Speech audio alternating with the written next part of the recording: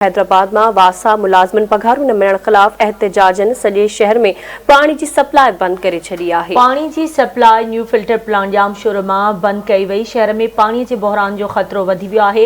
हैदराबाद में वासा के Mehran workers union पारां शहर जो पानी बंद करण बाद जाम शोर रोड ते कायम फिल्टर प्लांट ते एहतजाज कयो वियो आहे।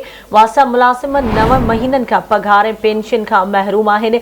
वासा मुलाज़िमन जो ये चवण आहे हैदराबाद में रमज़ान के भलारे महीने में पघारूं न मिलण करे घर में फाका कशी वारी सूरतयाल आहे। पघारूं न मिलण ताईं शहर में पानी की सप्लाई बंद रहंदी। वासा मुलाज़िमन जो ये चवण आहे। एक भेरो ॿीहर अवांखे अहम ख़बर का आगाह करे रहिया आहियूं। वासा मुलाज़िमन पघारूं न मिलण खिलाफ एहतजाजन सॼे शहर में पानी की सप्लाई बंद करे छड़ी आहे।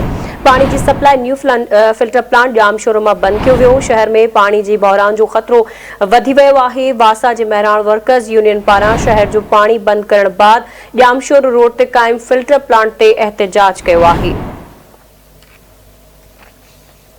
हैदराबाद में अवांखे अहम ख़बर ॾियूं पिया। वासा मुलाज़िमन पघारूं न मिलण खिलाफ एहतजाजन सॼे शहर में पानी की सप्लाई बंद करे छड़ी आहे। पानी की सप्लाई न्यू फिल्टर प्लांट जाम शोर में बंद कई वई। शहर में पानी के बहरान जो खतरो वधी वियो आहे।